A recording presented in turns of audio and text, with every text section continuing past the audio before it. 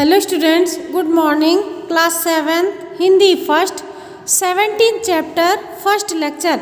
बेटा ये श्रीनिवास रामानुजम चैप्टर का नाम है। ये गणित के अध्यापक थे और इनका नाम श्रीनिवास रामानुज है, इसीलिए इनके बारे में इस चैप्टर में बताया गया है, इसीलिए चैप्टर का नाम रखा गया है श्रीनिवास रामानुजम। चलिए चैप्टर शुरू करते हैं। गणित की कक्षा चल रही थी और अध्यापक भाग करना सिखा रहे थे। अध्यापक ने प्रश्न किया कि हमारे पास 3 केले हैं और 3 ही लड़के हैं, क्या तुम बता सकते हो कि प्रत्येक लड़के को कितने केले मिलेंगे? तो अगली पंक्ति में बैठे एक होशियार लड़का कहता है कि प्रत्येक लड़के को 1 केला मिलेगा। अध्यापक कहते हैं कि तुमने ठीक कहा, इसी तरह यदि 1000 केले हैं और 1000 लड़कों में बांटे जाए तो प्रत्येक लड़के को 1 ही केला मिलेगा, क्यों? ठीक है ना। अध्यापक समझा रहे थे कि कोने में बैठे एक लड़के ने कहा कि सर, यदि कोई केला किसी में ना बांटा जाए तो क्या भी प्रत्येक को 1 केला मिलेगा? कक्षा में सब हंस पड़े, क्या मूर्खता का प्रश्न है। अध्यापक ने कहा चुप हो जाओ, इसमें हंसने की क्या बात है। वो सब बच्चों से कहते हैं इसमें हंसने की क्या बात है, जब बच्चे हंसते हैं तो चुप हो जाओ।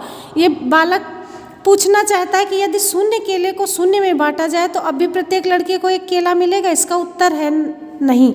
लड़कों को अभी भी अध्यापक की बात समझ में नहीं आई और कहा कि क्या तुम जानते हो प्रश्न पूछने वाला बालक कौन था? ये बालक था श्रीनिवास रामानुजम। वो सदा अपने गणित के अध्यापकों से आगे रहते थे। रामानुजम का जन्म तमिलनाडु के इरोद नामक 22 दिसंबर 1887 में हुआ था और बचपन में ही रामानुजम बहुत तीव्र बुद्धि के थे और 13 वर्ष की आयु में उन्होंने त्रिकोणमिति की पुस्तक पढ़नी शुरू कर दी और इन्होंने स्रोत कार्य को आरंभ कर दिया और उन्होंने फार्मूले को पता लगाया जो पुस्तक में नहीं दिए गए थे। 10वीं कक्षा की परीक्षा में रामानुजम गणित में प्रथम श्रेणी में उत्तीर्ण हो गए और उन्हें छात्रवृत्ति मिली।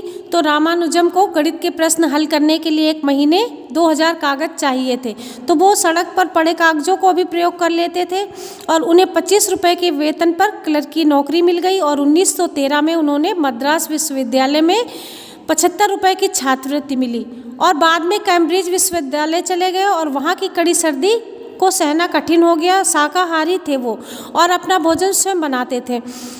वो बहुत दृढ़ निश्चयी थे और गणित का शोध करते रहे।